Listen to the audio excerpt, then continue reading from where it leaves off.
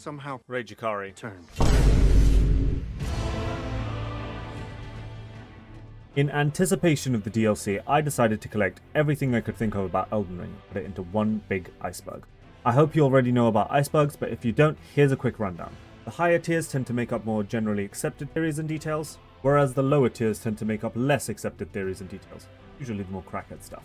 I must admit though that because this game is so well interconnected, a lot of these things are going to be very oddly placed. While I'm no expert on anything, I tried to make it as comprehensive as humanly possible without going insane, and I still managed to go a little bit insane and very bold during the process of making this iceberg.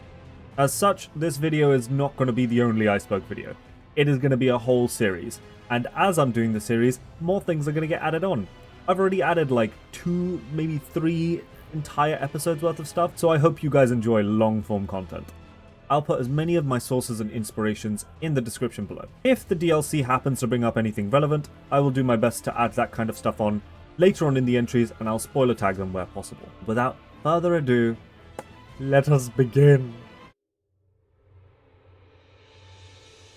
First up, for those of you who just clicked on this because it's an iceberg video, go get the game, play it, and here are some tips on how to enjoy it without it being too rough of a time. For those of you who have friends who have just started the game, this is my way of helping guide you to give those players good advice without you fully backseating them or telling them what to do at every step. Of course, these are my opinion, but my tips are: 1. Avoid build guides and wikis unless you absolutely need to use them. Weapons and spells will tell you what requirements they have, and if you think something is cool, use it. Using a guide is not wrong, but I think it should be a last resort, at least on a first playthrough. You are far more crafty and resilient than you think. 2. Spend your runes when you can and don't feel bad if you lose a lot of runes. It can feel frustrating in the moment, but you'll get plenty more in the long run. 3. Do not be afraid to die. It's how you learn. Death is a very normal thing in these games. 4. Persistence is key. Sometimes choosing to fight an enemy time and time again will work. But if you don't think you're strong enough, you can go become stronger elsewhere and come back. Your enemies will still be there if you leave. 5. The game feels better if you try to learn to be aggressive first and foremost. A lot of enemies are built to punish you when you panic. You will at some point have to respect a lot of enemies, but learning to adapt to respect them after you've been aggressive is a very good idea usually. Number 6. Don't panic. Panicking is a surefire way to get caught out, but to be honest, even I still do it occasionally. Number 7. Rolling gives you immunity frames. Light and medium rolls have the same immunity frames, the light roll just takes you further. Heavy roll has less, but allows you to wear stuff with more defenses. Jumping gives your lower body immunity frames. You're gonna need to use these to dodge and punish. I recommend medium roll for while you're learning. You can later switch to the others by equipping more or less items. 8. Don't forget to try out and use charged heavy attacks, jump attacks, and Ashes of War. They can all be strong, fun, and useful. Use all of these and your life will be a lot more varied and somewhat easier. A lot of these can also break stances, allowing you to light attack into their glowing points for critical strikes. Number 9. I recommend having 30 vigor by the time you have 2 great runes, and about 60 by late game. More health means less loading screens. It means you can get hit more often and still live. It will make your life feel way better, and I guarantee you will easily have the runes and levels for it. 10. Additionally, for most builds, your stats exceeding 60 is pointless. There's no real need. There are soft caps in the game, but you don't need to worry about them too much. Just know your points are better spent getting stats to around 60 than getting them from 60 to 99. Number 11. Upgrading weapons and spell implements is really important. It's a good way to get more damage, and the item scaling goes up as you upgrade them. Number 12. Don't be afraid to use consumable items. They are there to be used, not stocked up forever, and crafting does also exist, so you can replace a lot of them. Number 13. Talk to NPCs till their dialogue repeats and then come back again after you complete their quests or major story events occur. Make sure to keep talking to them. Number 14. Remember to take breaks. This game can be a lot. Stay hydrated, fed, and make sure you're getting enough sleep. Number 15. Have fun. Enjoy your adventure however you want. Finishing the game in any way is a great achievement. Does not matter which way you choose to do so. Remember, you will not get a second try at a first playthrough, so play through it however you want to. And with that, we can get to the lore. Spoilers from here on out. Any DLC content mentioned will only refer to information found in the story and gameplay trailers, and an old interview Miyazaki did with Famitsu. Turn back now, ye tarnished, lest ye be spoiled. The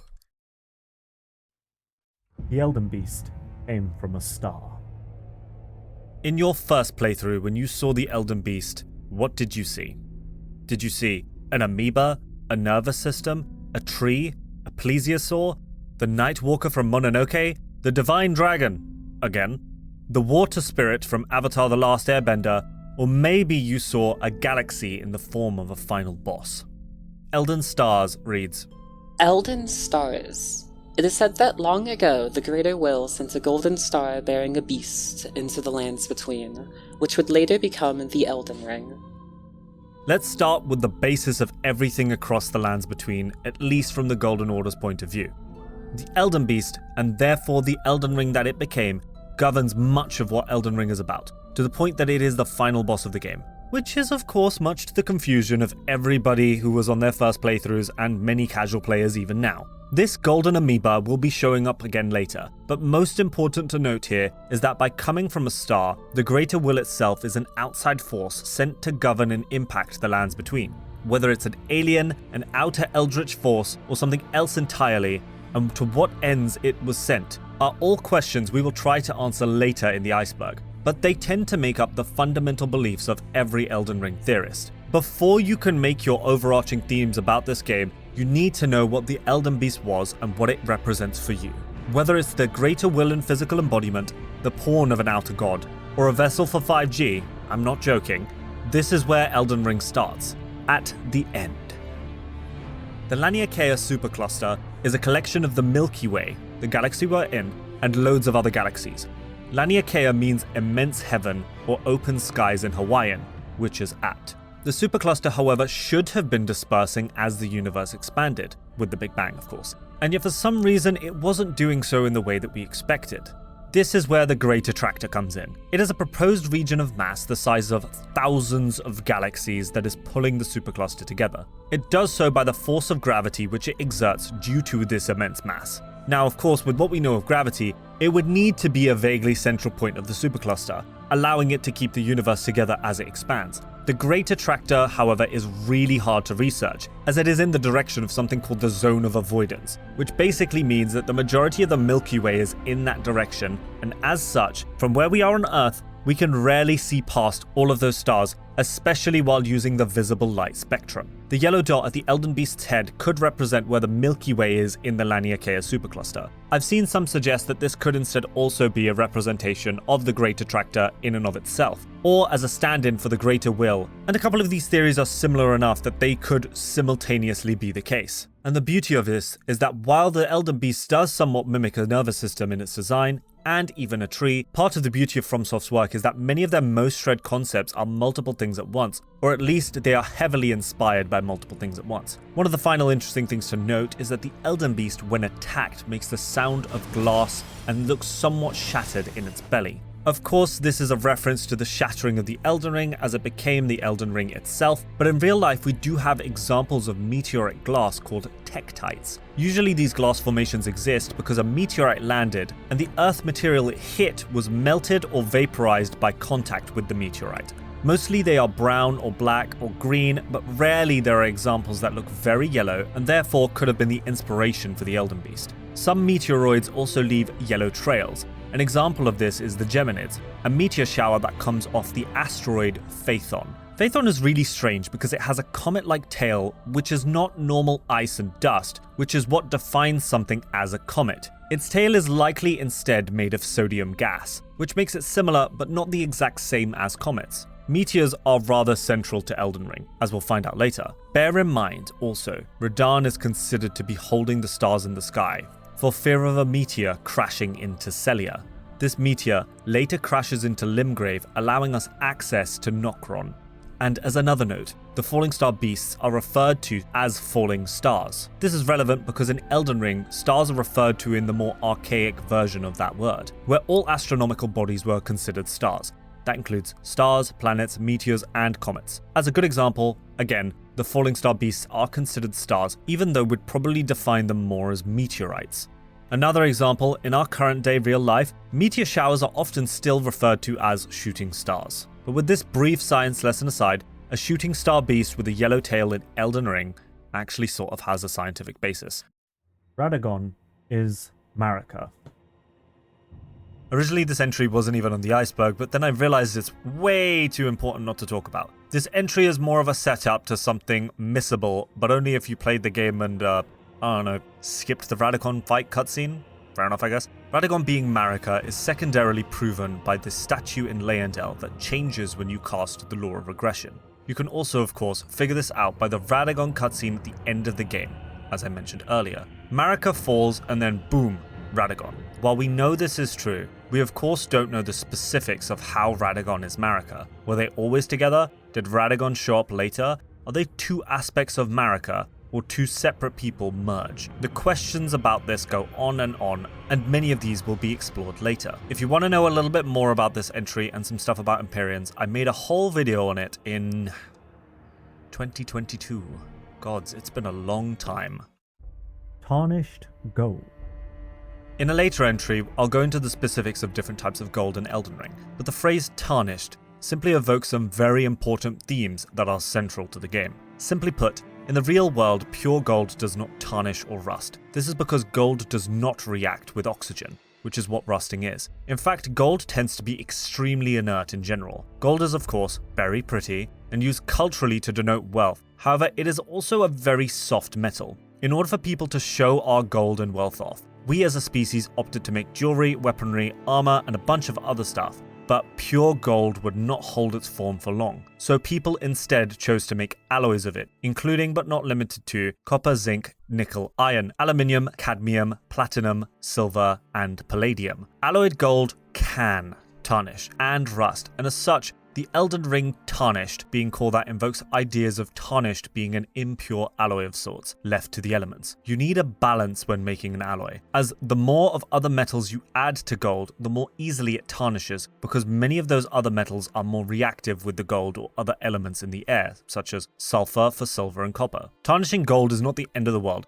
as tarnished gold can of course be cleaned back into looking shiny. However, this cleaning process can often cause the loss of detail on your precious alloyed gold artifacts. The Tarnished Gold Sunflower reads, Tarnished golden sunflower. Though wilted and faded, it still retains holy essence. which I think is a good example of this showing up in Elden Ring. When these plants wilt and golden alloys as a whole tarnish, they can still keep their golden core and can be returned to their former glory. Then, pushing this just a little further, if we think of the concept of grace in the game as gold, then the Tarnished are individuals who lost the grace of the Erdtree and Marika's order. They lost their gold, but now they have regained it, or perhaps just the vision of it and its guidance, and they are fighting for more. We can look at Godfrey as an example of this specifically. He lost Marika's favor, became tarnished, and later returned to try and regain her favor and honor to some extent. Marika sent Godfrey away, and she obviously understood the strengths of alloys. In the Third Church of Marika, Malenia says, In Marika's own words, my lord, and thy warriors, I divest each of thee of thy grace. With thine eyes dimmed, ye will be driven from the lands between.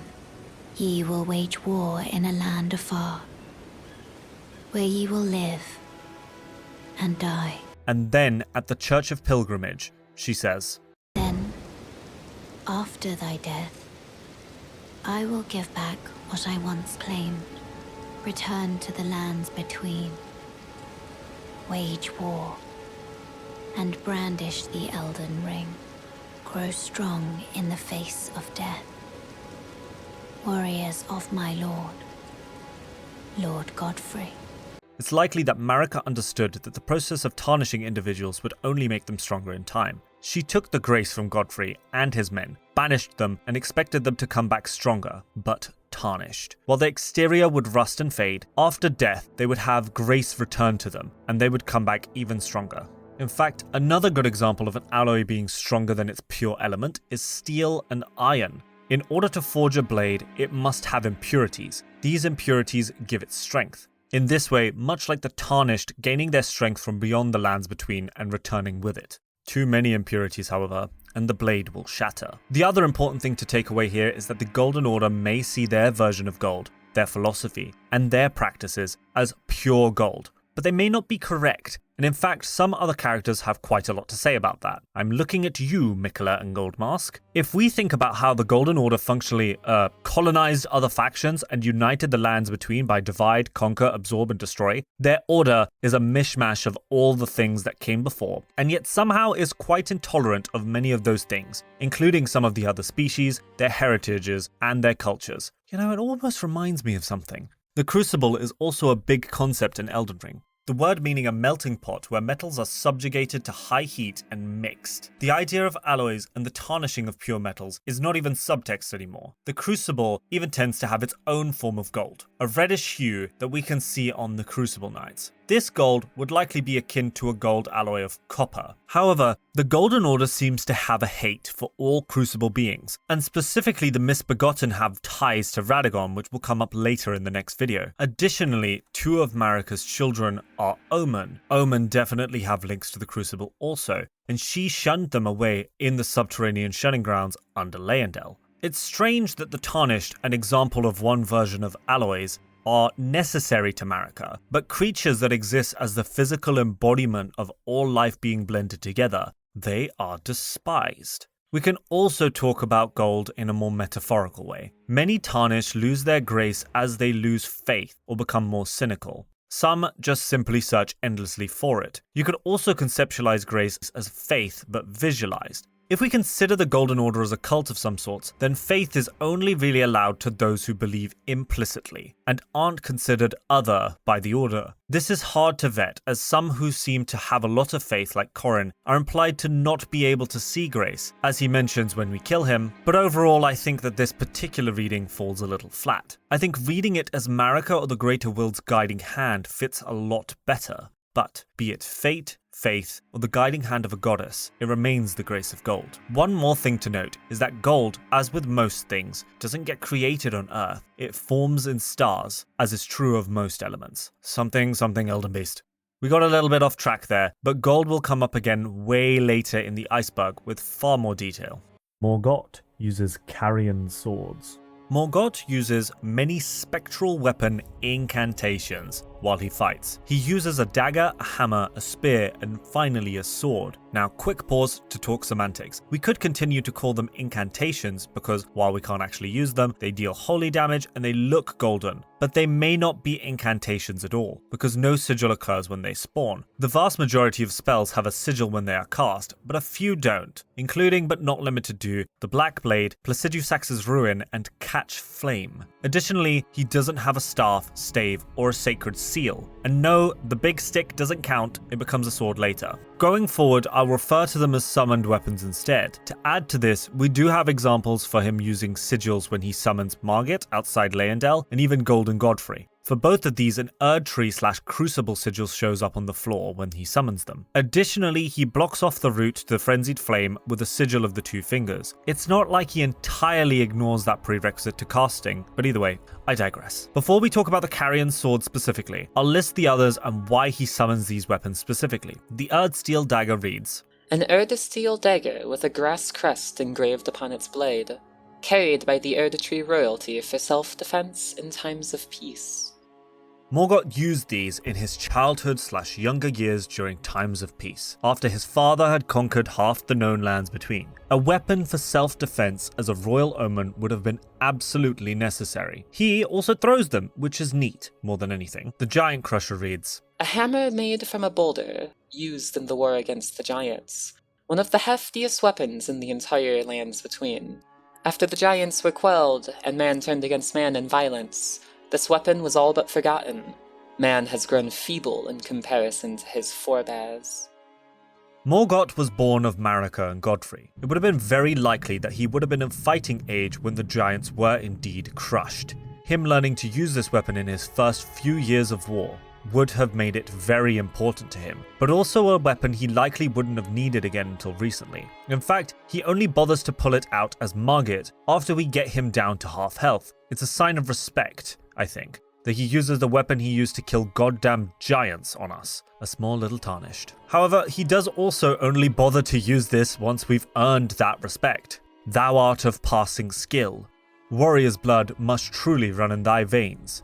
Tarnished. The tree spear reads, Golden spear with a tree-like design, wielded by knights employed as palace guards in the royal capital of Leyndell, deals holy damage. which is pretty simple to understand. Morgott is the ruler of Leyndell and the Grace Given, and he either picked up the knowledge of this spear from the guards or taught them to use it. As an omen, the latter may not have been likely. However, we will come to find out that he did teach at least some knights, the Knights Cavalry. As for who he learned from, it's possible he learned to wield any of these weapons from Godwyn, but we don't know how Godwyn fought. Maybe Godwyn learned to use spear-like weapons in war with the dragons, or in the years afterwards when he was, spending time with the dragons. Also bear in mind that we know, mild DLC spoilers ahead, Mesmer was well known to use spears during his wars. His army is also seen using exclusively spears during the story trailer, and to be honest, spears are a lot easier to pick up and learn than swords. Stick 'em with the pointy end. Finally, we can get to the spectral swords that Morgott uses during his fight with us. They are Carian swords, and while they are remodeled to be golden ethereal,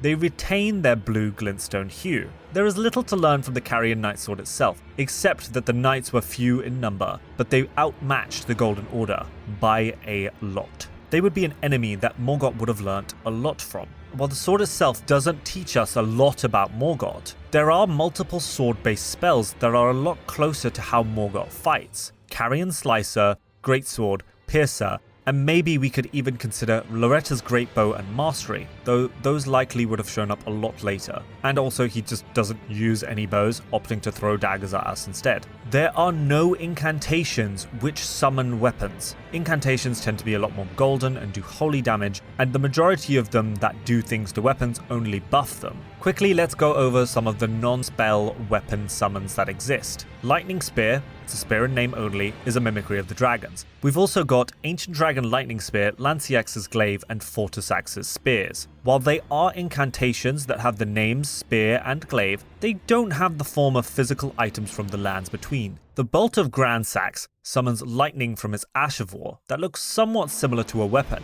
so we can indeed take that as maybe an early example of how these summoned weapons could have been created. On the topic of where Morgott learned these techniques, we can infer that Morgott had to learn to summon these weapons from somewhere. While it's possible he created the technique himself, his story definitely lends to the thought that Morgott, like Mohg, learned from others and did so in secret. The vast majority of the people in the lands between do not know Morgott as an omen, as he fights under the name of Margit the Fell Omen when he takes the battlefield. With that in mind, I think that the Carian sorceries are a good place to start. While the question of who mimicked who is potentially debatable considering how shrouded Morgott is as a figure, I think it's more likely that he learned from the Carians. I think it's very unlikely that they learned from him when they are such a storied and knowledgeable group of people, whose magic can be traced all the way back to the astrologers. The question then becomes, when and how did Morgott learn these techniques? We have a few options. He either learnt it from the Carians while they were allied to the erdtree, perhaps during Renala's marriage to Radagon. Secondly, he could have learnt during a war itself by getting first-hand knowledge,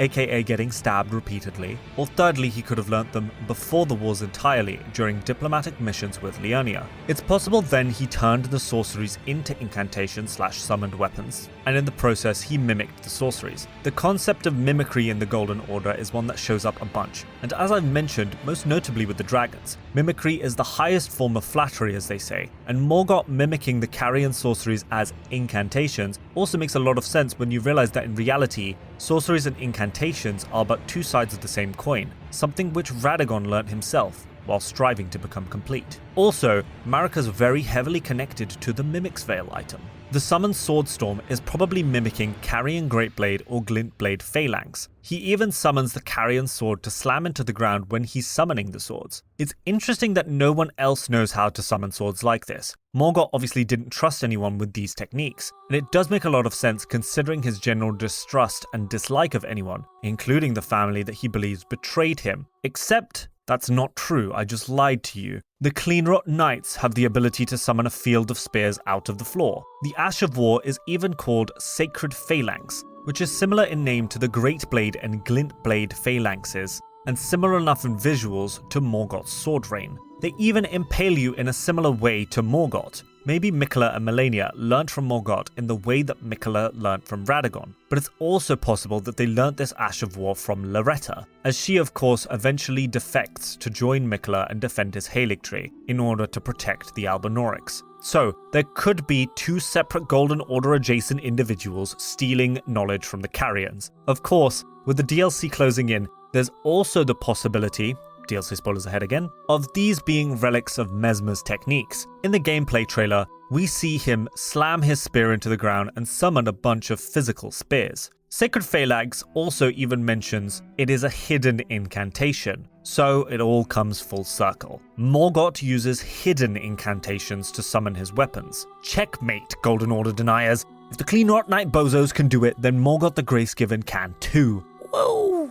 I also have to mention Malekith's Black Blade, the incantation, again, because while it's different enough, it is a summoned weapon of sorts. The issue with it is that I wouldn't really consider it a spell that was taught to anyone, and I would go as far as to suggest that the only people who have access to it are the Tarnished after Malekith's defeat, and its access is gatekept by his remembrance. Considering the trend of spells with no sigils, it is possible that you only need a sigil if you have learnt or taught a spell to someone else, or if it's significantly difficult enough to do. Perhaps we could then suggest that Morgott's summon weapons, while difficult, are hidden incantations, but no sigil appears above them because he has not passed this information on, and he didn't learn this incantation or this version of the incantations from anybody. He did, however, teach some people how to fight, and we know this through the Phantom Slash. This Ash of War summons the former instructor of the Knights Cavalry to attack with you. While it is a summoning of a spirit, it is interesting as we'll later talk about Morgott and his Knights Cavalry in more detail. The Knights Cavalry set reads, Pitch black armor thinly painted with dried blood,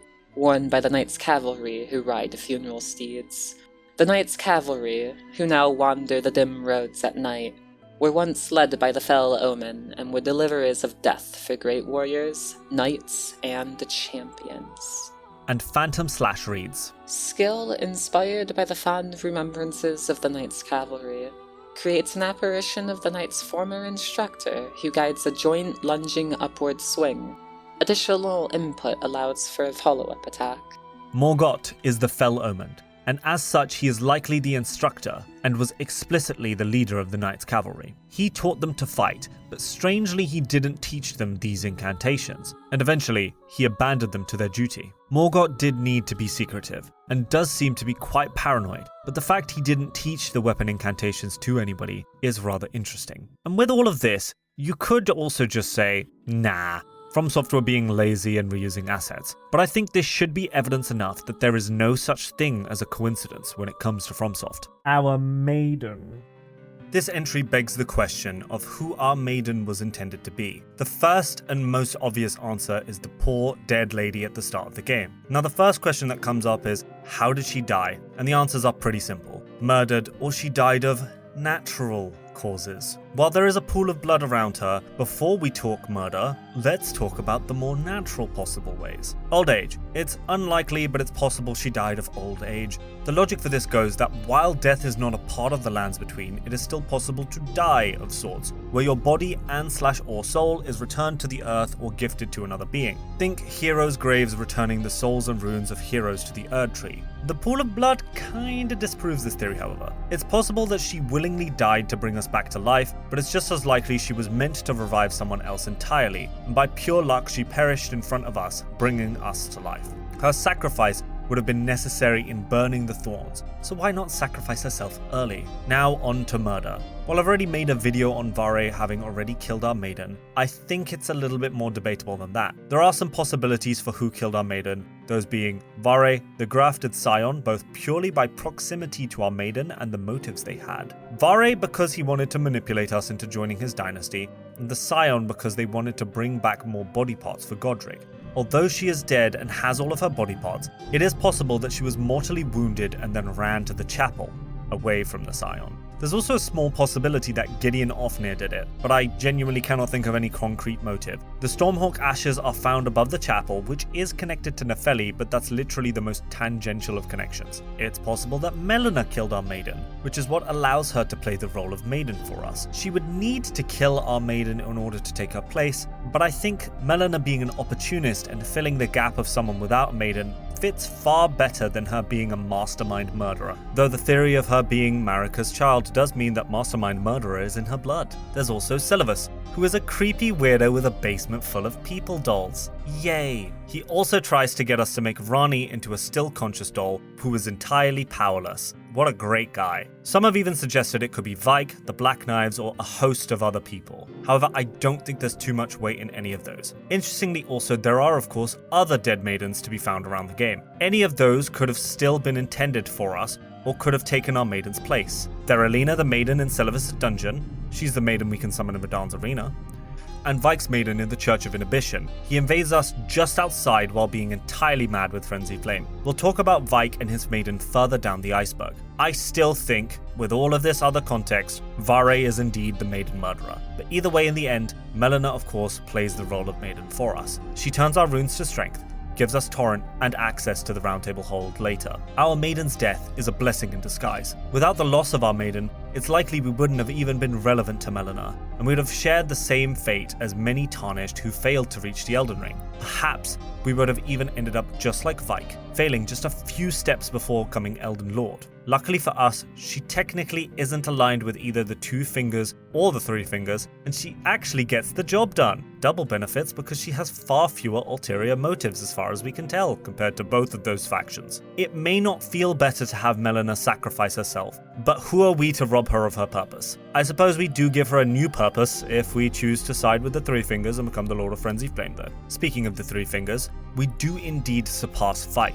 And there is another Maiden of sorts that exists in the game because we can choose to embrace the Frenzied Flame. This choice allows us to sort of consider Hyetta and Arena as a Maiden of the 3 fingers. Now it is somewhat debatable whether Hyetta is Arena, but it is a bit of a pointless debate considering the fact that Arena has to die to allow Hyetta to exist. To be honest, I'd say she's more of a false Maiden either way, considering that she only assists us after her death as Arena. Other than that, I suppose she does assist us in finding the 3 fingers and decides to eat a bunch of eyes along the way. She does indeed shepherd our way towards the erdtree, and she will, like Melina, burn herself alive, even if there's no actual purpose for it. There's also some merit to the idea that Melina is already technically dead. So either way, Hyetta is a Maiden. Also just an addendum, to all of those folks using seppuku on top of the Maiden in the Chapel of Anticipation, I see you. I get that you're putting bloodstains there in solidarity, but I don't really know what I'm seeing, and it concerns me. That's all. Swamp of Aeonia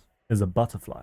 The Swamp of Aeonia is a putrid, disgusting place. It is filled with sick blooms and mottled growths, and it somewhat looks like a butterfly, if you squint a little. Malenia is very deeply connected to the Aeonian butterfly, to the point where she sprouts them during her second phase as wings. Cursed knowledge inbound, butterflies only need liquid nutrients. So many do indeed drink rotting fruit, plant matter, and will opportunistically drink blood and other rotting matter. There's even a vampire moth. The Aeonian swamp is where Malenia first bloomed while fighting General Radahn. That is why it is an overgrown, rotten wasteland. This was a very simple entry on this iceberg, but trust me, we'll talk a lot about butterflies in later entries. The Age of Abundance / the Age of Absolute. Miquella, the most fearsome Empyrean, and yet there's so little of you in the game explicitly. Very soon after the game's release, data miners found potential evidence of a cut ending. Credit to, I'm not saying that name, but links in the description to their post. Thanks also to Sekiro dubi for confirming the details of my research into this subject. After looking at the evidence, many speculated it would be a Miquella ending, or an ending that required Miquella and Malenia's deaths. Due to what evidence we do have, it's likely it could have been similar to Ranni or the Gold Mask endings in some way. The vast majority of evidence we have for this ending comes in the form of cut voice lines. So firstly, a voice actor for Miquella was credited, Naomi MacDonald. She's also listed as Young Voiced Protagonist 1, Type B, Female Protagonist 1. And despite this, none of her Miquella voice lines are used in the game. This first set of lines are possibly from a cutscene in the missing ending or an interaction where Miquella would have been planting a new tree. We do have evidence the Halig tree was already in the game at this point in the form of Eburion. This was the original name of Elfayel, but we'll talk about it later in another video. This does suggest that if this cutscene/dialogue was about a new tree sprouting, it would have been grown after the Halig tree was already likely grown to some extent. Young seedling, return to the bosom of the earth, but remember well, thou art mine.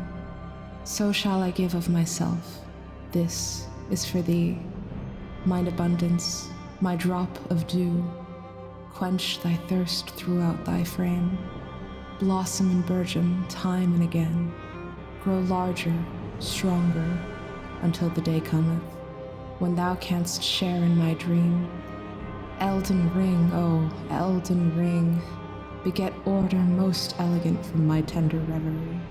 If thou covetest the throne, impress my vision upon thine heart. In the new world of thy making, all things will flourish, whether graceful or malign.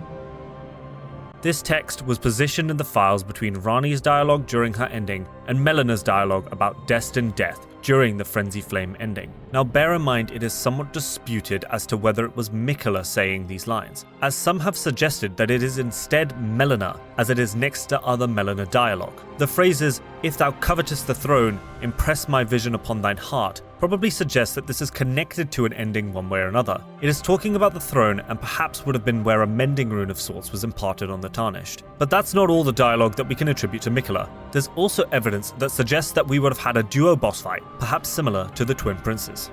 My dear twin, accept this gift, a gift of abundance, my last drop of dew. Let all things flourish, whether graceful or malign. Wait, the scarlet bloom flowers once more. You will witness true horror. Now rot! This text is a lot more explicitly Miquella, and now we have a very obvious connection between these two sets of dialogue in the phrase, whether graceful or malign. I personally think it is Miquella in both. However, the possibility that Miquella picked up this phrase from his mother remains very plausible. This fight would have likely have been a two-phase fight. Perhaps the first phase would be us wailing on Miquella before Malenia steps in, or more likely us wailing on Malenia before Miquella steps in and gives her a power-up, causing her to bloom and then mess us up right and proper. I think part of the reason it was cut/changed is because it's similar to the Twin Princes, perhaps too similar. The Malenia fight in its current form would still succeed in giving off very similar vibes. Malenia still protecting Miquella, and you can still feel his presence in the Halig tree, watching over everything. But it does make him a more absent character overall, and Malenia is somewhat able to feel more unique in that way. Rather than a two-phase to Miquella fight scene, she's a two-phase boss fight of her own, leaving open the possibility of this fight or a Miquella fight in the DLC. It has also allowed the community to notice Miquella's absence and obsess over him in the way that we already have. From this fight we would have likely gotten a weapon, the Abundance and Decay Twinblade. Twinblade symbolizing twins Miquella and Malenia. Miquella and his sister were born from an inseparable fate. The blades contain the runes of both Abundance and Decay. With its skill Death Monarch, launch summon Death Monarchs at enemies, siphoning HP from those hit and returning it to the caster. At some point we would have gotten another weapon. Abundance Twinblade. Twinblade that contains the power of the Rune of Abundance. The holy power within the blade can call upon a part of Miquella's own strength.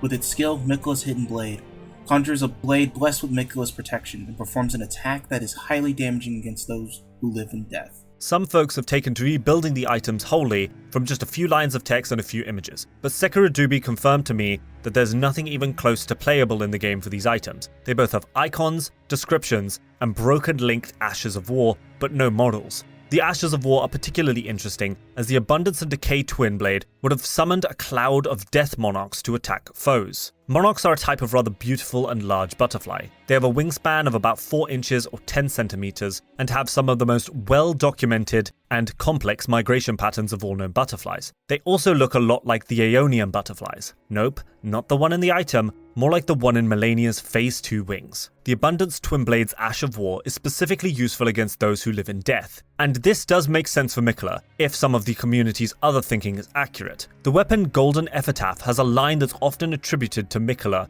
speaking about Godwyn. It also has the Halig Tree symbol when you use its Ash of War Last Rites. It reads, "A sword made to commemorate the death of Godwyn the Golden. First of the demigods to die, infused with the humble prayer of a young boy. Oh brother, Lord brother, please die a true death." If it was Miquella who was speaking this prayer, then it then makes sense he is therefore against those who live in death. Or more accurately, he wants them to die a true death and have the dignity to pass on properly. Those who live in death are weak to holy damage, and there are specific weapons who deal this type of damage that prevent their resurrection mechanic. These weapons and spells all mention this effect in their descriptions. It is interesting to note that the Halo Scythe and the Cleanrot Spear both have holy damage in the current iteration of the game. The Halo Scythe's Ash of War is even called Miquella's Rings of Light, and it may be a good place to model what kind of attack the Miquella's Blade Hidden Ash of War would have been like. Back to the cut content weapons though, it is interesting to note that at this point in time, the Twin's runes were held in the Twin Blades of Abundance and Decay, whereas the Abundance Twin Blade simply channels its power. We should also consider that the rune referred to in the Abundance and Decay Twin Blade was likely what would later become Remembrances, or something very similar. A lot of that stuff's still a little murky though. Another example of a weapon that may have once held a rune is the Grafted Greatsword. Its Ash of War is very similar to Godric's Great Rune,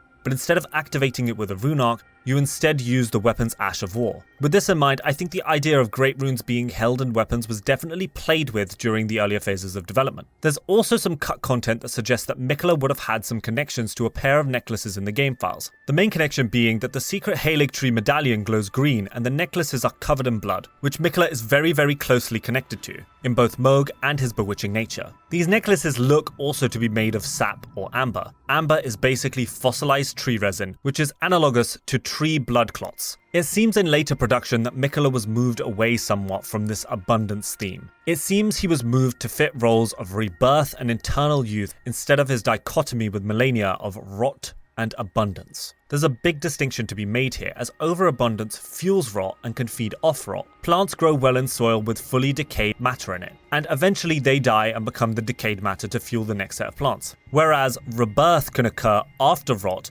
but eternal youth almost implies that both he and Malenia are stuck in a rut of sorts. They aren't able to progress the cycle, to grow and change from their conditions. In this way, they are both rotting. They are both victims to their own fates. Miquella just metaphorically. Abundance still could be Miquella's goal, I suppose, but without his own rebirth, he could never fully achieve it. Looking forward to the DLC, perhaps this is why he abandons his flesh and his fate. They were trapping him in a never-ending cycle where he could not grow and become who he needed to be. I personally think a Miquella ending would have strived for a balance of sorts between the cycles of life, death, and rot. A return to the natural cycle of thing, but a departure from the control of the outer gods. This does, however, have an issue in the fact that it is somewhat eerily close to Ranni's ending in some ways. Both Miquella and Ranni have tried to rid themselves of their physical bodies to change their fates. Both seemingly had a distaste for the outer gods, and it's very hard to see a Miquella ending where Miquella allows the outer gods to influence the lands between. He of all people has plenty of reason to not want their grubby hands all over his sister or those he cares about, and in the current state of the game, it is very easy to read Miquella as a demigod who was disillusioned with the Golden Order for its failings of his sister, and he was working to rid the world of all outer gods also. The fact that his needle is used to rid yourself of the connection to the frenzied flame is not a coincidence. Miquella and Ranni were made to mirror each other, and in fact, quite a few characters mimic each other in very similar ways. They are both Empyreans, set up to become gods, but they took very different paths to get there despite being so similar. Miquella perhaps would have had a more hands-on approach after becoming a god compared to Ranni. The only problem is that if both had an ending, then they would have both been allowed to succeed, depending on who the Tarnished chose. In the current version of the game, Miquella is allowed to contrast Ranni. It allows us to ask questions about what it would have been like if they had been in each other's shoes. Whether Miquella would have succeeded if he was more cutthroat, or if Ranni would have failed if she had cared more about her allies than the bigger picture. Another problem is that Miquella's ending does feel like it would have been far more likely to be an explicitly good ending, which is simply not the way FromSoft rolls. It'd be such a simple, elegant, clean ending. But FromSoft games, much like life, are far more complicated than that. Now we gotta go back to one of those lines in the cut dialogue. Beget order most elegant.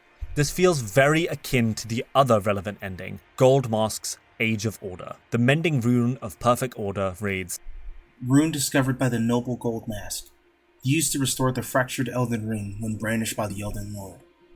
A rune of transcendental ideology which will attempt to perfect the Golden Order.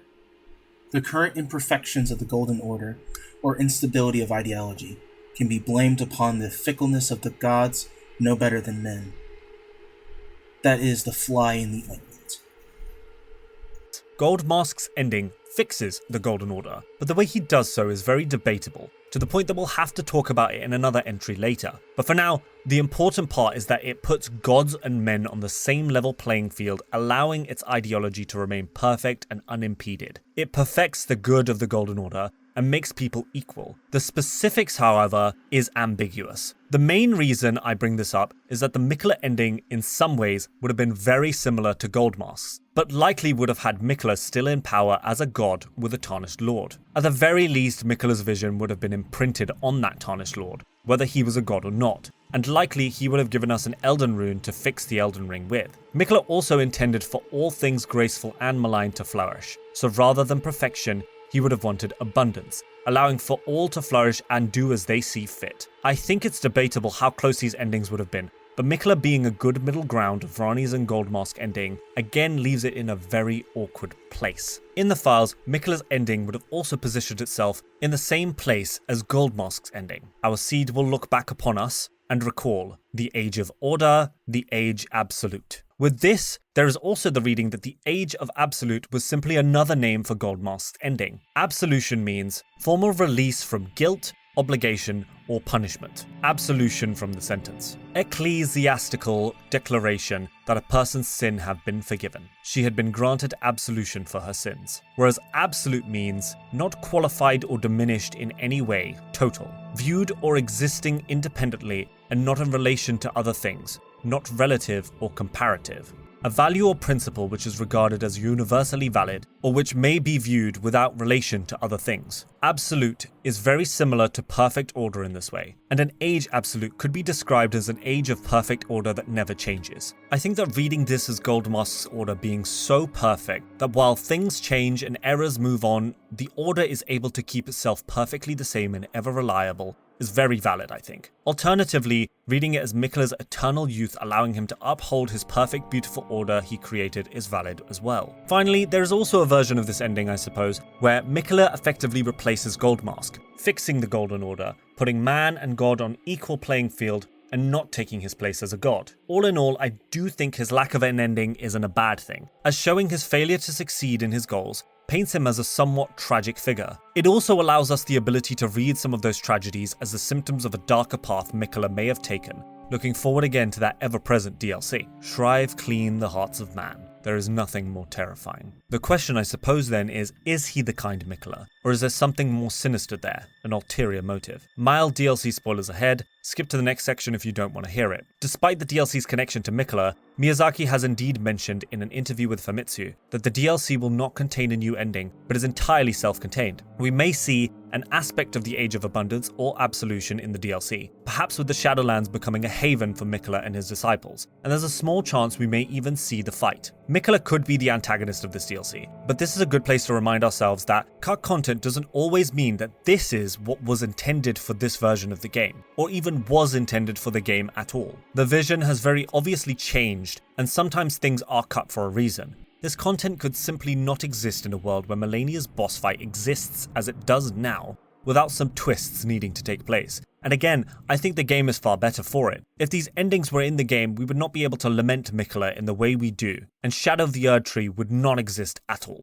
Nepheli's heritage. So we have Nepheli Lu, warrior, and Horolu, chieftain of the Badlands. We also know Gideon is her foster father. However, during her questline, he entirely abandons her because she grows a conscience and doesn't like the idea of him murdering villagers of Albinorix. Who would have thought? The question on many people's minds becomes, who are her actual parents? Before we discuss that connection, let's take a look at where Nepheli's name could come from quickly. Lu is South Germanic or perhaps Flemish and comes from Lucus or Lux, which means bringer of light and light, respectively. Nepheli could come from the Greek Nepheli or Nephele, meaning cloud, who is a figure in Greek mythology. Nepheli was a nymph Zeus either created or turned into a cloud to look like Hera. He did this to dupe Ixion, who had the hots for Hera. In some tellings, Ixion and Nepheli's children became the Centaurs. She later married Athamas and had twins called Phrixus and Heli. Long tragedy short, after Heli dies falling from the Golden Ram, Phrixus is the reason that the Golden Fleece ends up in Colchis. Later, the Ram's Fleece becomes a part of the stories of Jason and the Argonauts. We could easily get into the connections between her and the Stormhawk King, or even the Golden Fleece and the Lightning Ram Ash of War here, but all of that stuff will show up later in the Iceberg in different entries. The other place her name could come from is the biblical Hebrew name Nephthali or Naphtali, who was the sixth son of Jacob, and whose name means struggling. That's predominantly a boy's name, but in this case, I don't think that's too important, as many names have slight differences between masculine and feminine names. Nepheli being the feminine version of Nephthali makes enough sense. So, Nepheli is a barbarian with a name that basically means cloud light or struggling light, either of which seems decently apt for her as a character. Now, as we've already mentioned, Horalu, chieftain of the Badlands, who is Godfrey, has a strikingly similar name. He even shouts, "Now I fight as Horalu, warrior," which is exactly the same descriptor as Nepheli. There are four main, somewhat intersecting theories for this. 1. Either her name is a moniker, picked up from others or bestowed upon her by Gideon. Gideon probably knew of Horalu, and maybe knew that he was Godfrey, and may have given her the name as a sign of what he expected from her. This theory is kind of weak, not much evidence to it directly. 2. She is from the Badlands and picked it up there. I cannot find evidence of where she was from, besides the Stormhawk axe's reading. Battle axe designed to resemble a hawk, with its wings comprising the blade. Signature weapon of warriors who strive to remain one with the storm, despite being so far from their place of birth. This suggests she is far from her place of birth, as she does use these. 2 of them, in fact. She also mentions, "I witnessed a sight much the same in my infancy. The oppression of the weak. Murder and pillage unchecked. A waking nightmare." which could have been in the Badlands, but just as likely could have been in the lands between, considering how the Golden Order oppresses many other groups, including the Misbegotten and the Omen. 3. She's a descendant of Godfrey / Horalu, maybe a direct daughter, who Gideon picked up at some point after she was abandoned. This is very possible, but the tender way Godfrey clutches Morgott makes me want to believe he wouldn't abandon more of his children willingly. He may have had Nepheli before leaving, probably near the point where he was banished. After being banished, he then took her to the Badlands. This does feel reminiscent of a Game of Thrones, and how good lords go to war and still have bastards that they might even bring back with them. Shout out to Gideon the Half-Knowing for pointing this out. Similar to Jon and Ned, but of course, that's a little bit different considering R plus L equals J. I like the narrative sense of her being a representation of Godfrey's disillusionment with the Golden Order, but it could easily go either way, since him taking a new lover after exile makes just as much sense. You should go check out the Elder Kings podcast. I've been on it a few times and it's a fun time. Another funny thing to point out is in the Ashen Capital, we fight Gideon and then Godfrey. It's almost like the game knows it just put 2 of her parents one after the other in front of you to murder. You can even summon Nepheli to assist you in the Godfrey fight if you make her Lord of Limgrave. Patricide is a hell of a drug. 4. Godric is a descendant of Godfrey. Godric is a pathetic worm who's obsessed with a man far greater than himself. But despite that, there's no real dispute as to whether he's golden lineage or not. Kenneth even says, "And to think, he's the blood of Godfrey, last of the golden lineage. You almost wouldn't know it to look at him." And Gideon says, "So, Godric the Grafted, Lord of Stormvale. Despite being the blood of Godfrey, first Elden Lord, he's a grotesque old fool grasping for power." So Nepheli could be Godric's daughter, and she could have been abandoned entirely in her infancy. Gideon could have picked her up and then changed the specifics of her name to keep a tongue-in-cheek reference to her being Godfrey's lineage without her ever needing to know Godric was her dad. In this version of the theory, the irony is that she kills her biological father with you. She sees him as weak, and then finds out that her foster father is a mass-murdering psycho before getting abandoned by him. She then proceeds to go kill her great, potentially, grandpappy. It really hurts, to be honest, but at least with Kenneth Haidt, she might be able to bring some sort of glory, laudation, prosperity.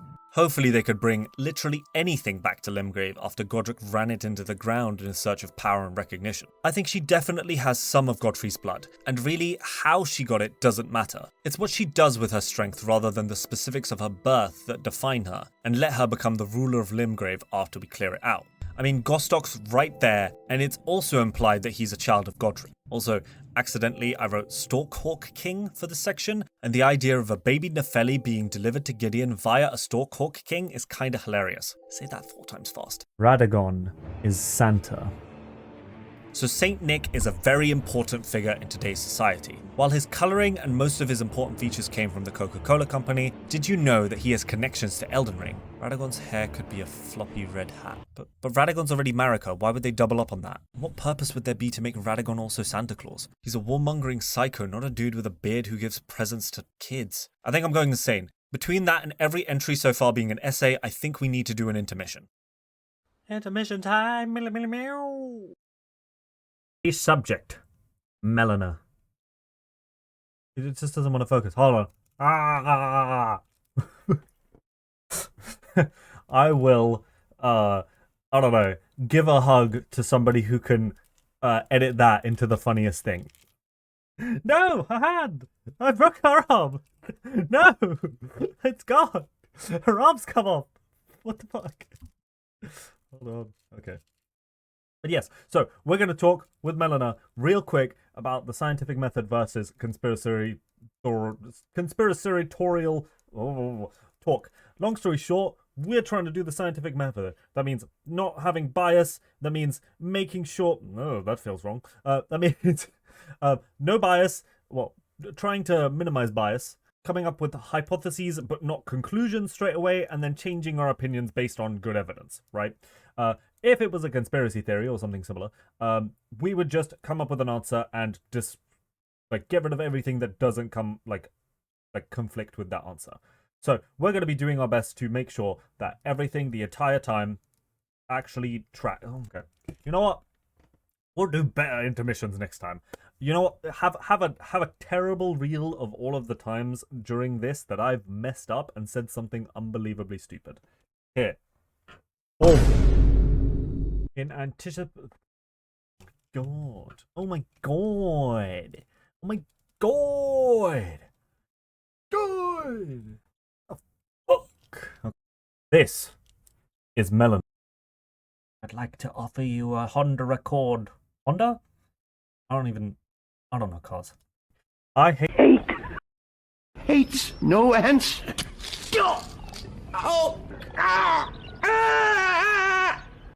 Let us begin. Radahn's horse is Leonard.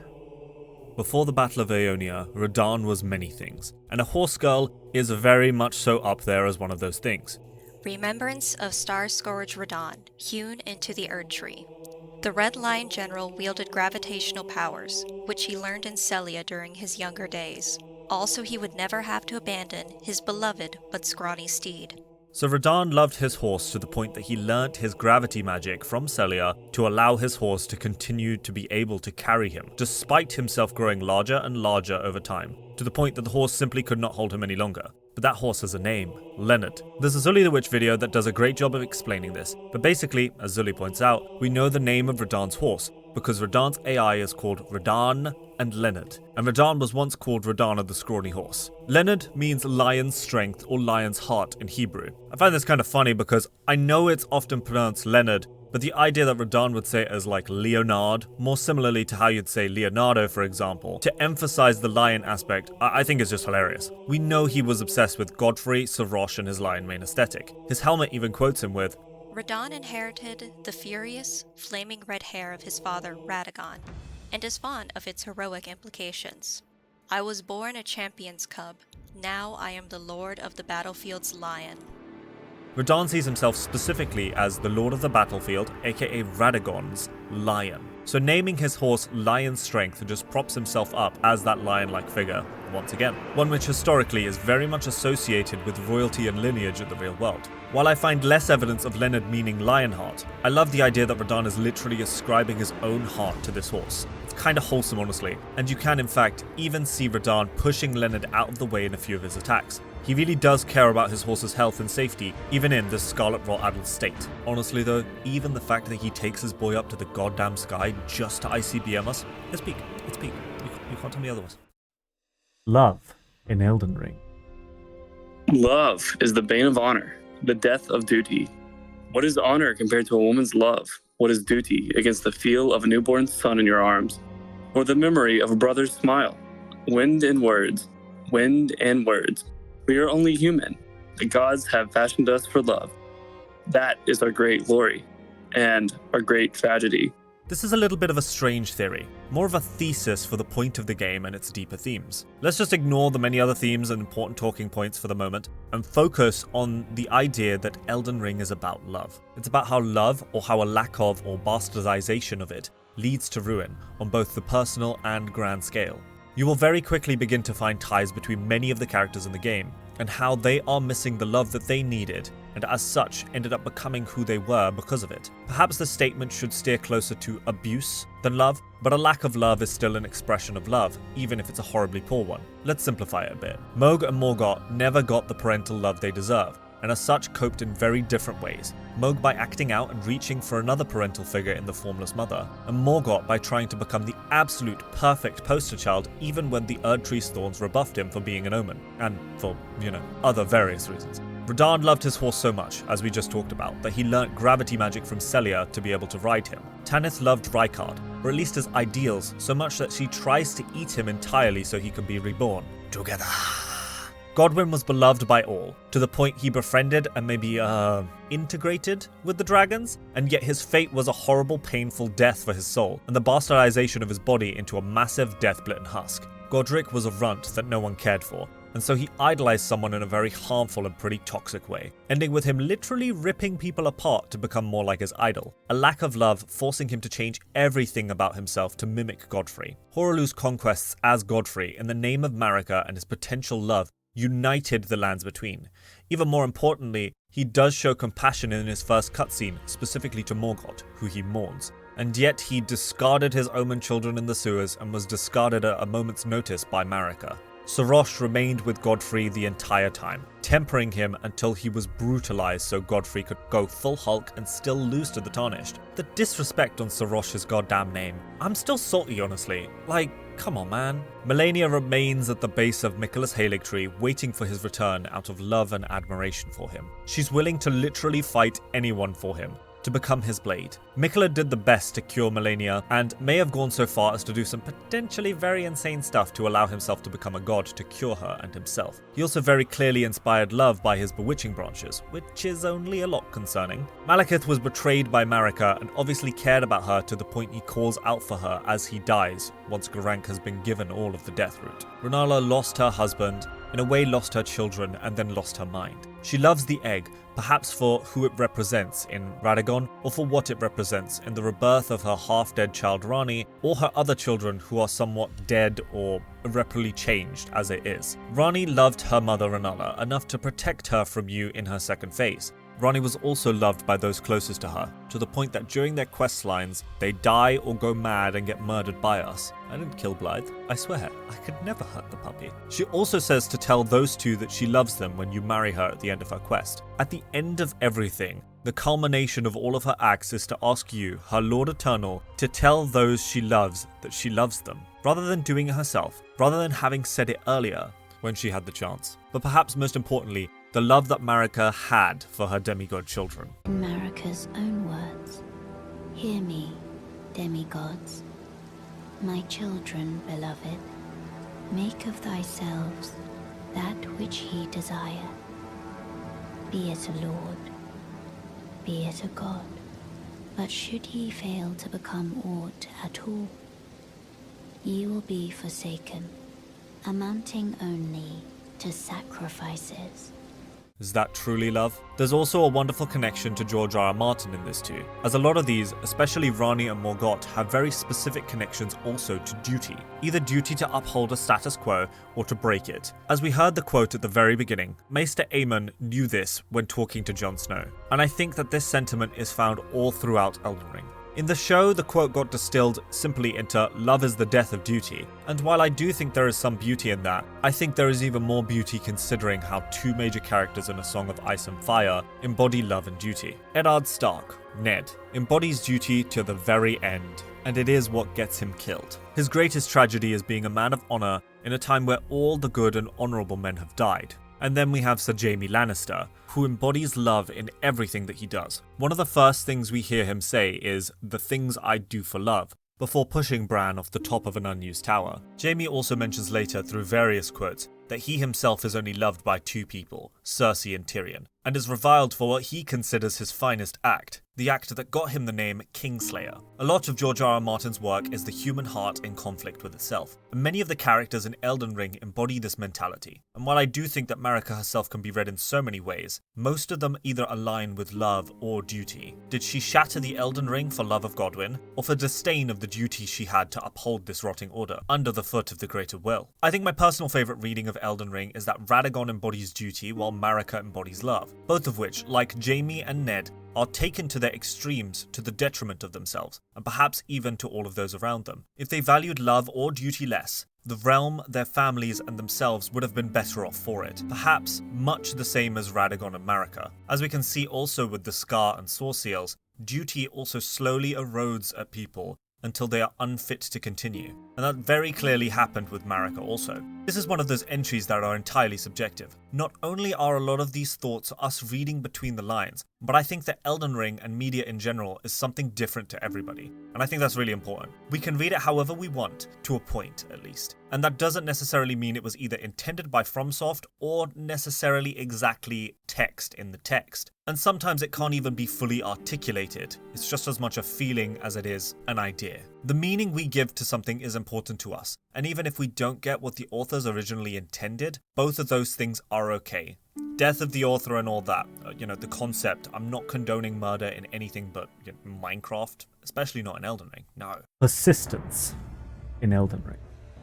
This entry kind of delves into how players deal with challenges in the FromSoft games. Elden Ring is indeed another classic underdog story, and most of the challenges require some level of persistence. The Tarnished, who is small with no specific birth, becomes Elden Lord.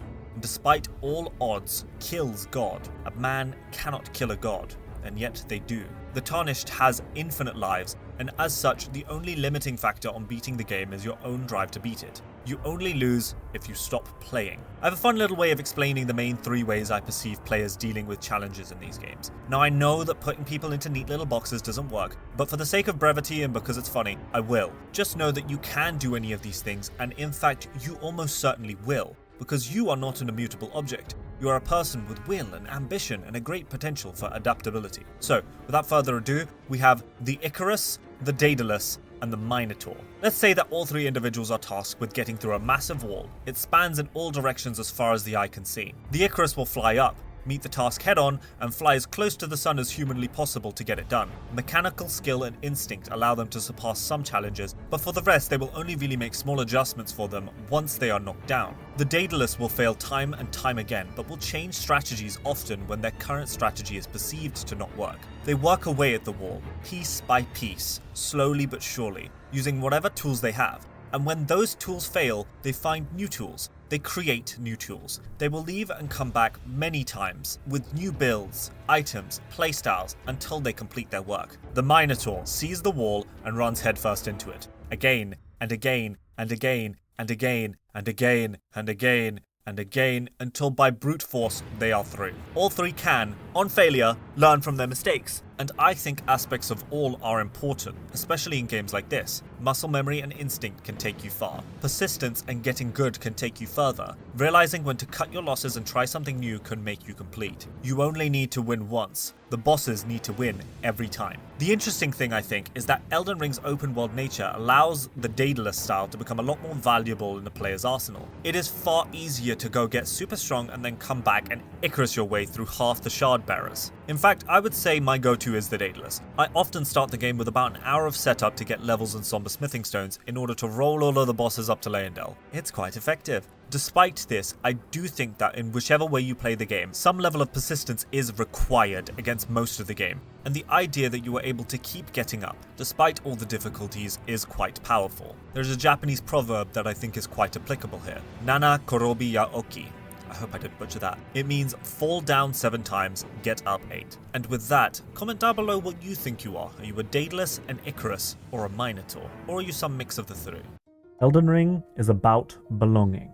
This is another subjective reading that has a little less depth, but the general gist is that the majority of the important NPCs in Elden Ring are simply looking to find a place to belong that accepts them in a world that, well, despises their very being. Bok needs someone to take him in and love him after he was kicked out of his cave. He does his absolute best to be as useful as demi-humanly possible to you, even sneaking back into the cave before getting beaten up because bro was simply not built for this. Millicent wants to find Malenia at first to find her own place, but then to give back Malenia what she believes Malenia needs. The drive that she thought Malenia was missing. Godfrey returns after everything to find his place as Elden Lord once more. Morgott was shunned for his childhood, and so sucks up to the Golden Order to feel complete. Mohg does the opposite, and finds love in a bloody mistress. Vare finds Mohg, and we find whoever it is we choose. And there are so many more that I haven't even mentioned. A lot of the characters in the game fit a trend of being shunned by the Golden Order / Marika and Radagon. So they either rebel and find somewhere else to exist, or they double down into the abuse they are experiencing, perhaps even to the point of perpetuating it for future generations. It's rather sad when you consider it. The main counter to this is the fact that covenants don't really exist in this game as they did in older games. You can invade under the banner of the Lord of Blood or Volcano Manor as recusants, but in a very odd way, both of these quests lead you to killing their leaders. You're not actually doing so to find a place to belong per se. Our duty as the Tarnished supersedes any love and belonging we could find. Any of the Tarnished who have fallen to love's whims or found a place to belong would simply not have been able to uphold their duty to becoming Elden Lord, and as such would have failed to burn the erdtree.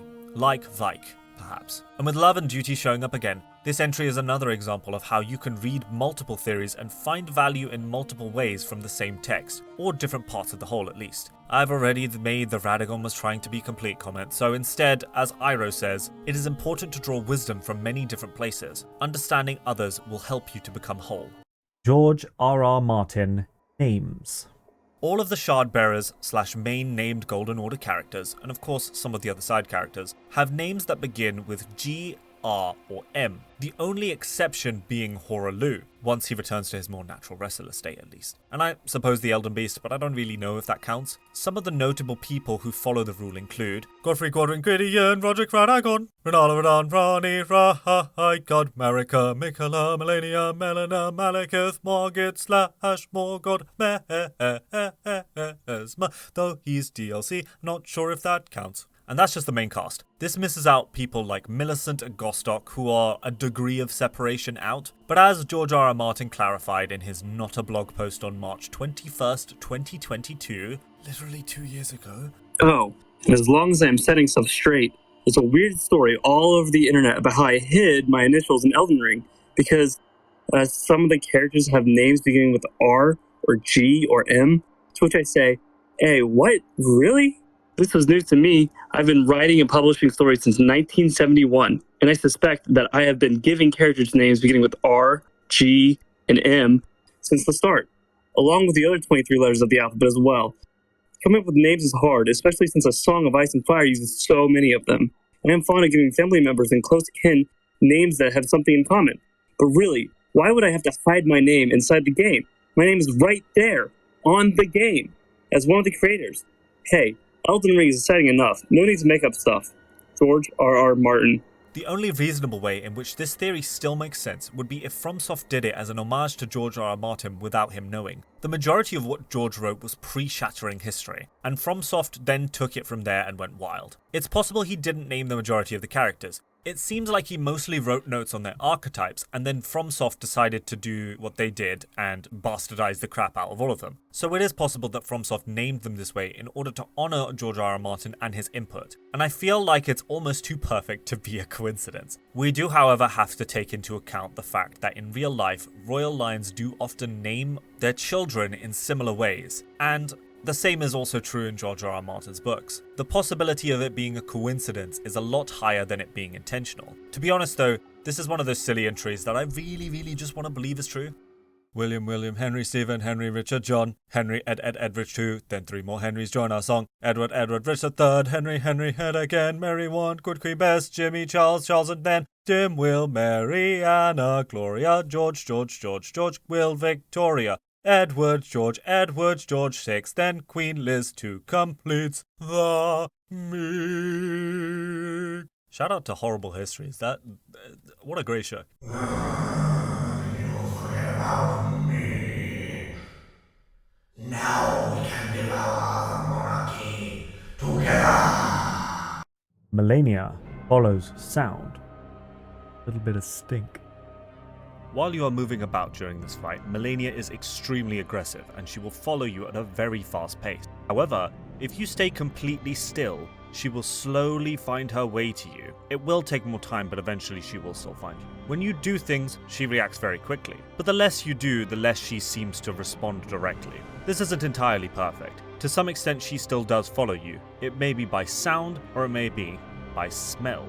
Maybe it's not perfect because she can smell your dirty, rotten, tarnished arse as you are invading her brother's beautiful, serene resting place. I joke, but smell might actually be a hidden stat that FromSoft uses so enemies can detect you despite being unable to see or hear you. Link in the description to my source here. The other important thing to note is that she does become a hell of a lot more aggressive during phase 2. But I think by this point it means that because she's already died, she understands the full gravity of her situation, and she's ready to take us a hell of a lot more seriously. Becoming the rock goddess put a timer on her killing you before she's consumed herself. Maybe she's just angry. You can actually pause the game. Yeah, the help menu allows you to pause the game. Is it useful? I don't know, it's a lot of button presses when you could probably use the same amount of button presses to just quit out the game. Maybe. It might be useful to like 2 of you. Radagons. Rack.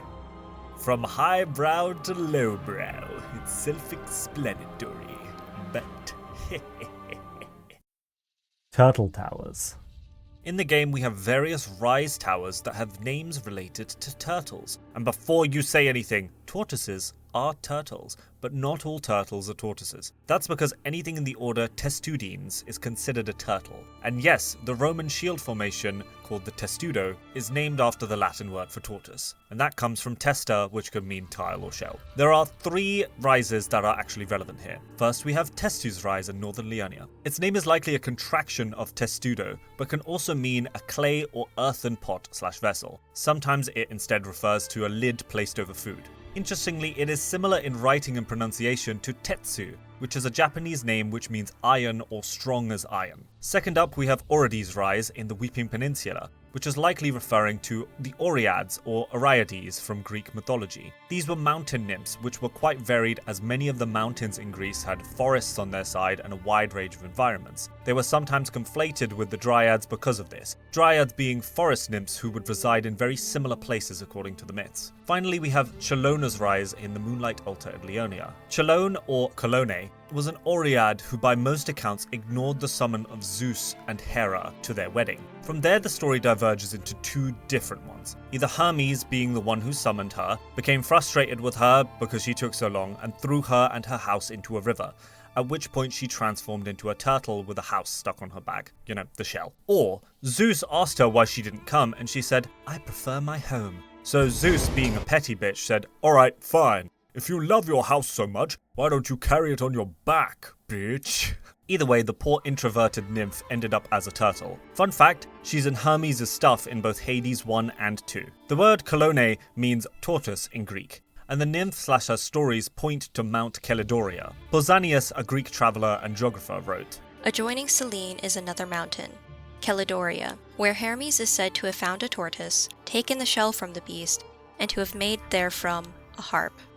Which, if we take the first myth of Hermes being the one to throw her in a river, it's rather rude of him, but also somewhat strange, because Hermes is said to have made that lyre very early in his life. So Colone's story being a myth of how tortoises came to be kind of doesn't make sense. Not that mythology has to make sense, often stories pop up independent of each other, so trying to connect them can be a bit strange. Either way, Caledoria means rich in tortoises and would have been located in southern Greece in Arcadia. Back to the rises, all 3 ask you to seek wise beasts, those beasts being dog tortoises. Tortoises are often associated with wisdom, the moon, water, and fertility across several mythologies. You gotta kill these tortoises to access each rise, and doing so will get you a memory stone from Tetsu and Orides' rises, but instead will get you Ranni's dark moon from Colonus. There is an interesting connection here to real life, as turtles tend to hatch at night, and they tend to have a far harder time reaching the ocean when there is a new moon, or a dark moon.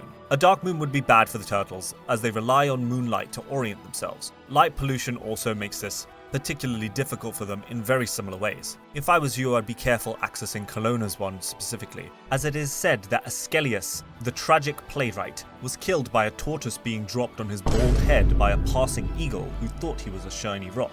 This particular story is probably pure fiction written by somebody who didn't like him. But also, funnily enough, it's probably a mistranslation, as eagles tend to get mistranslated where usually they would be vultures. There is also, of course, a larger tortoise we can talk to. While Miriel's name doesn't have much stuff to do with turtle stuff, I thought it might be interesting to delve into here.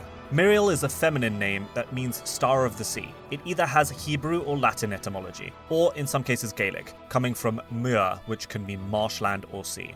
But it's strangely rather hard to track down the specifics of any of these etymologies. It was also used by Tolkien, and the translation in Quenya, which is one of the Elvish languages, is likely jewel daughter, being a combination of Mir, jewel, and Iel, daughter. Since I think it's unlikely we're going to talk about all of the rises as a whole again later, we're going to go quickly over the other rises, though we may later go in depth into specific ones. The converted towers were taken over by Marika, and have Marika statues in them. It is possible that they would have also had the turtle connection, but we will never know now. With Marika being Radagon and his obsession to behold through sorcery and incantations, it's possible that there became more holy places in Marika's name because of Radagon and his intrusion.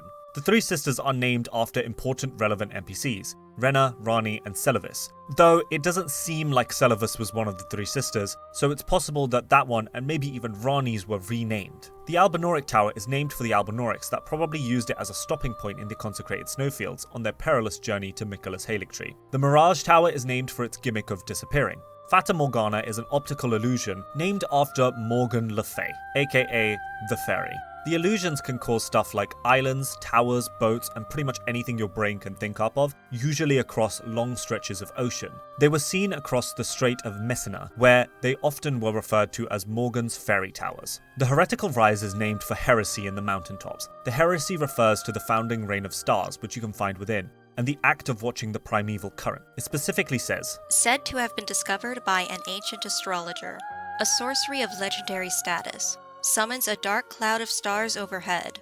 Shortly after, the cloud will release a violent deluge of star rain. Thought to be the founding glintstone sorcery, the glimpse of the primeval current that the astrologer saw became real, and the stars amber rained down on this land. And Amber Starlight says, an ephemeral sliver that gives off a pale amber glow, what remains of a passing flash of starlight. If the stars command our fates, then amber-hued stars must command the fates of the gods. Such is the belief that inspired the use of these shards to prepare a most special draught, cannot be consumed by mere humans. The very knowledge that a god had its fate bound in the stars may have been enough to be considered heretical. We'll go into this in later detail in a later entry in the Iceberg. Finally, we have Lenny's rise in Caelid. I want to believe that Lenny's rise is a reference to Leonardo the Ninja Turtle, but I obviously really doubt it. The name Lenny is very connected to Leonard as a name, which, of course, we did find out the etymology of earlier in this episode. Again, same lion symbology. Given this information, it's likely an homage to someone named Leonard that the horse was named after, or named after Leonard the horse himself. Context clues might suggest that the owners/users could have been a strong gravity mage, as the only way to get in now is through the top, besides passing through the barriers. Though I do suppose a mage of that level would have also known how to pass through these barriers, and it's also far more likely that the seal was sealed by the graven mass inside, meaning that might be Lenny. Ugh. Finally, I want to point out that I think it's very funny that they gave the beloved grass crest shield's effect to the turtle shield, because people tend to wear it on their backs while two-handing other weapons. While this isn't about the turtle tower specifically, I think it's too perfect not to mention. Limb Grave. A lot of the names in Eldenring are really quite literal, and with Limgrave, it's because people are brought there for their limbs, hunted for their limbs. They are grafted, misused and abandoned, and one might even say it's where limbs go to die. Wordplay. The region is so lush and green because of the vast amount of limbs and bodies left there to refertilize the land. They likely would have ditched all of the body parts they didn't need or thought weren't up to scratch. We can somewhat confirm that this is the case because of Roderika and her questline. Her people came with her, for her, to Limgrave, and were grafted, arms, legs, and heads. This also has a double meaning when you consider how trees have limbs, and the process of grafting is something that happens with trees in the real world, where you graft the limbs, usually small buds, of one tree or plant onto another of the same family. The bottom plant is usually called the rootstock, and is usually what limits the growth and strength of a tree or plant. If you have a large growing rootstock, you get a large tree. If you have a dwarf, you get a dwarf tree. The roots pull up nutrients and water, so it really is the limiting factor. It's also interesting to note that this is probably why Godric is such a pathetic bitch. It doesn't matter how strong the arms he has or the weapons or the truest dragon he has, the man underneath, the rootstock, is its limiting factor. This is in direct contrast to Godfrey, who is the strongest rootstock, being actively limited by his choice in weapons and his companion, Sorosh. Ranni killed Godwyn. And to cap out the first half of the Finger Maiden tier, we need to talk about the defining event of Eldenring. Without the Knight of Black Knives, the shattering the Eldenring would have never occurred, and the Shattering War wouldn't have happened in the way it did. We'll talk about the historical inspirations for the Knight of Black Knives when we talk about Marika, but for now we'll keep it as brief as possible, and discuss all of the things that we know about the Knight of Black Knives, from both in the game and pre-release material. So not at all brief. The gameplay trailer has almost nothing of note for us in this entry, but the story trailer has a couple of interesting things to point out. Ranni says, "But when I recall, I see it true. On a night of wintry fog, the rune of death was stolen." This refers not only to Godwyn and then therefore Ranni's deaths, but I think also the deaths of other nameless, soulless demigods, something we'll get to later when we talk about the walking mausoleums. And the demigods began to fall, starting with Godwyn the Golden. Queen Marika was driven to the brink. The question is posed, who shattered the Eldenring? The answer being Marika, of course. Now, let's get into the actual game. First, we have to talk about Rogier's quest. Rogier first outlines what we already know while talking about the corpse under Stormveil, and he tells us the majority of what we need to know about the Knight of Black Knives. The misshapen corpse under Stormveil. That is a sacred relic of the Black Knives plot, as that famed night of assassination is known. It happened during the golden age of the erdtree, long before the shattering of the Eldenring. Someone stole a fragment of the rune of death from Malekith, the Black Blade, and on a bitter night, murdered Godwyn the Golden. The interesting part here, again, is this reference to a bitter night. Ranni mentioned it as a night of wintry fog. I think this itself is evidence that Ranni had a hand in the Knight of Black Knives, as the freezing mist spell is sold by Celivus, and reads, "Sorcery said to have been used by the old Snow Witch. It releases a cold mist before the caster. This sorcery can be cast while in motion. The snowy crone taught the young Ranni to fear the dark moon, as she imparted her cold sorcery." The Snow Witch taught Ranni how to cast freezing mist, aka fog, and a freezing fog shows up the Knight of the Black Knives. If that isn't enough, Ranni's doll form is that of a snow crone. Ranni's doll also mentions, once it's empty, that it's no longer freezing, and specifically Ranni is related to and taught to fear the dark moon. As when talking about the turtles, a dark moon we could easily say is a new moon, where the moon reflects little of the sun's light. During those nights in the real world are when nocturnal predators are most active, and their hunts are most successful, as prey animals have a hard time relying on sight during those nights. A night with a new moon and a wintry fog would be the perfect night for an assassination attempt. Back to Roger. That was the first recorded death of a demigod in all history, and it became the catalyst. Soon, the Eldenring was smashed, and thus sprang forth the war known as the Shattering. In order to progress this quest, we need to kill a specific one of many Black Knives. We find this particular boss in the Black Knife Catacombs in Leonia. They drop the knife print and the assassin's cerulean dagger. The knife print is interesting because it has this rather icy blue effect to it. It reads, "The Black Knife Print.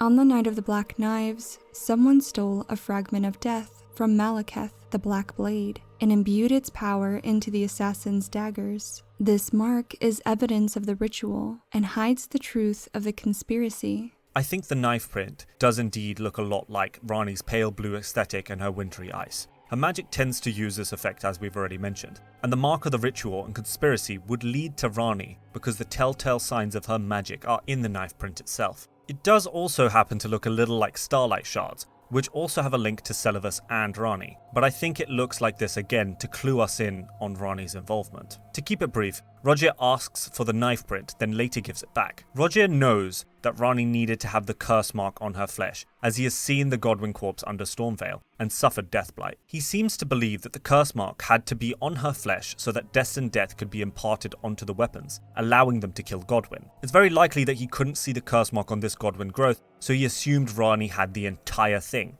He was, of course, wrong. Ranni only has half the curse mark, and the curse mark reads, "The curse mark of death curse mark carved into the discarded flesh of Ranni the Witch, also known as the half-wheel wound of the centipede. This curse mark was carved at the moment of death of the first demigod, and should have taken the shape of a circle. However, 2 demigods perished at the same time, breaking the curse mark into 2 half-wheels. Ranni was the first of the demigods whose flesh perished, while the Prince of Death perished in soul alone. So Ranni has half of it and her body dies. Godwyn has half and his soul dies. We even see this in the intro cutscene. I think it's really interesting that they put an image of the Knight of Black Knives with Godwyn facing away from us, and then an image of Ranni facing away right after. Also, the narrator mentions Marika's offspring. But Ranni is Radagon's child, I hear you say. Radagon is Marika. We've already been through this. Back to the Knight of Black Knives. The Assassin's Crimson and Cerulean daggers also have an interesting quirk now that we see Godwyn in the intro cutscene.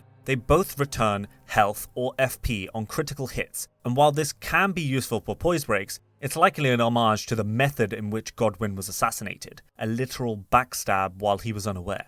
Another interesting note comes in the form of the Black Knife set. First, I'd like to point out that the leaves on the Black Knife assassin's armor looks very similar to the underside of Ranni's hat. At least, they are very similar in colors. I believe this is meant to represent mistletoe. The Black Knife set reads, "The Black Knife set. Traces of power yet remain in its concealing veil, which muffles the sound of footsteps."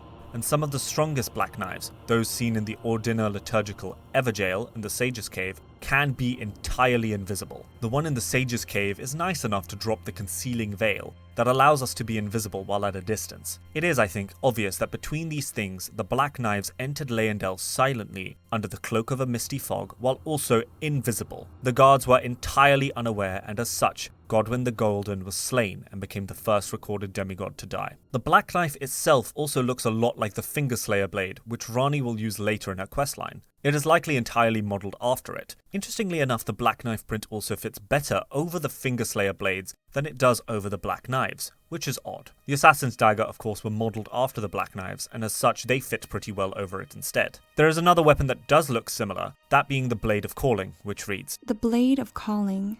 Dagger given to one who set out on a journey to fulfill her duty long ago. The power of its former owner, the Kindling Maiden, is still apparent. The one who walks alongside flame shall one day meet the road of destined death." We'll talk about it again later, but there's always a progression in these games. The model and the characters of the Black Knife Assassins came from somewhere, and these visual similarities are not a coincidence.